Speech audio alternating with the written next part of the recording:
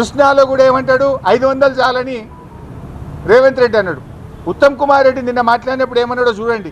నిన్న పీపీటీలో ఉత్తమ్ కుమార్ రెడ్డి ఏమంటాడు, 573 టీఎంసీల కోసం ట్రిబ్యునల్ ముందు మా న్యాయవాదులు వీరోచిత పోరాటం చేస్తుండ్రు అన్నాడు. నేను రేవంత్ రెడ్డి అజ్ఞాని అనుకున్నా, కానీ ఉత్తమ్ కుమార్ రెడ్డి కూడా ఇంత పైలట్ చదువుకున్నడివి, కనీసం 20 నెలలు అయింది నువ్వు నీళ్ళ మంత్రి అయి, గది కూడా అవగాహన తెచ్చుకోకపోతే నేను బాధపడతా ఉన్నా, చింతిస్తూ ఉన్నా. ఎందుకు ఈ మాట అంటున్నా అంటే, ట్రిబ్యునల్ ముందు మన అడ్వకేట్లు 763 టీఎంసీలకు వాదనలు వినిపిస్తున్నారు.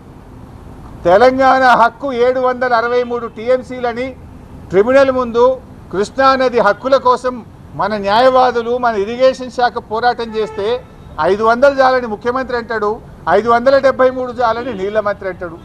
మీరు అసలు ఏం మాట్లాడుతున్నారు అంటే, మీ మాటలు ఈ రాష్ట్ర ప్రయోజనాలకు గొడ్డలి పెట్టు, నష్టం జరుగుతాయి ఈ రాష్ట్రానికి, అన్యాయం చేస్తూ ఉన్నారు ఈ రాష్ట్రానికి. ఏంది మీరు అసలు చంద్రబాబు నాయుడు చెప్పినట్టు పనిచేస్తుండ్రా, ఈ రాష్ట్రం కోసం పనిచేస్తుండ్రా? 500 చాలు, 573 చాలు అనేటువంటి మాటలు అజ్ఞానంతో కూడినటువంటి మాటలు. మన న్యాయవాదులు 763 టీఎంసీల కోసం పోరాటం చేస్తున్నారు. ఇంకోసారి అజ్ఞానాన్ని వీడండి, బాగా చదువుకొని డిపార్ట్మెంట్తో మాట్లాడి మీరు మాట్లాడండి. ఎందుకంటే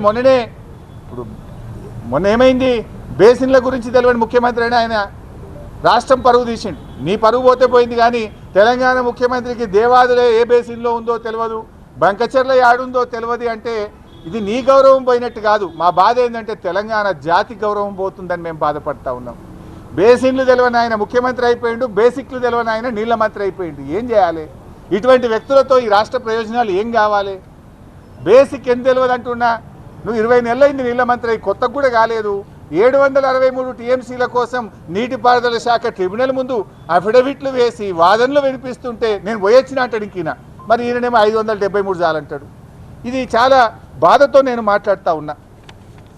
ఇంకో మాట అన్న అతి తెలివితేటలు అని, ఇది అజ్ఞానం గురించి చెప్పిన, ఇక అతి తెలివి గురించి కూడా చెప్పాలి.